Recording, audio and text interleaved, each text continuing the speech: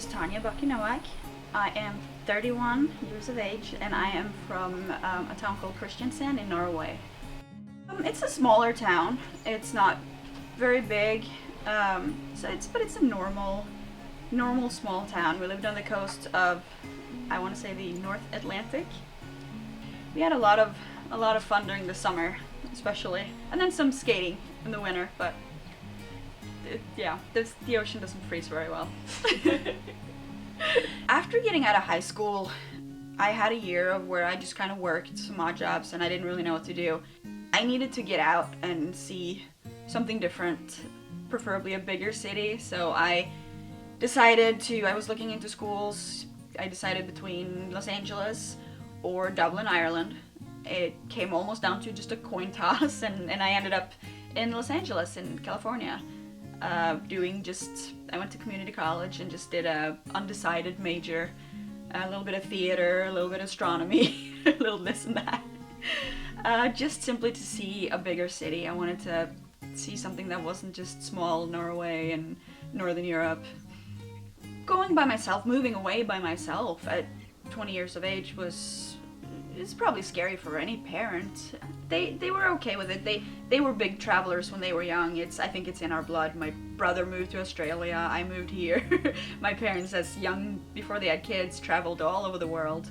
So it's just something that we do, I guess. And they couldn't stop me. So they let it happen. Told me to be careful. And I was. They did make me promise to only stay a year, which was the plan, and I did promise that, and unfortunately I did end up breaking that promise. There was a guy. There's always a guy.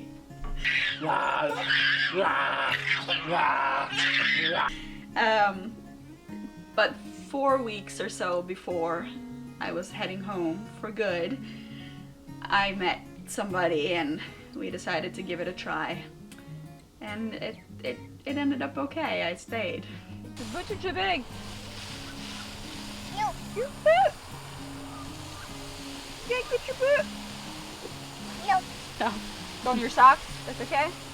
I speak Norwegian to him when I'm alone with them, which is a lot.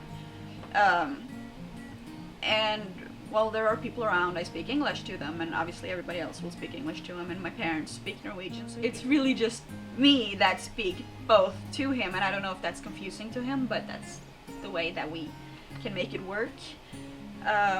So we'll see with the second one how he picks it up, and hopefully our oldest will.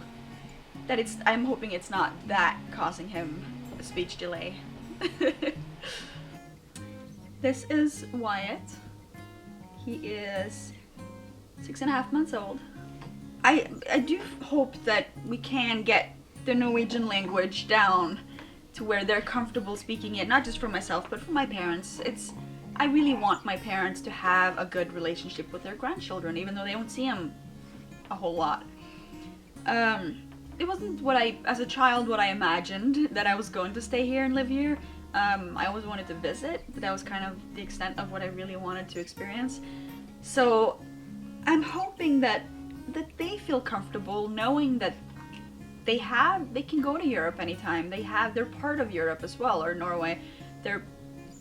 It is where half their family is from, where half their genetics are from. So I would like for them to know about it, really have enough knowledge to where they feel like they are half Norwegian as well as half American, which for them obviously is a great opportunity to have in life, where they can choose from both worlds. And I like that I got to give them that, but I hope that they are not just Americans who know that they have family in Norway, but I hope that they will have relationships with people from Norway, with their family and relatives, and feel like it's part of their home as well. Nothing's gonna be the way you expected, and that's great because that's part of the experience. So that's really depending on where you go. And study up a little bit before you leave on where you're going. A little bit on the culture, obviously the language, the currency.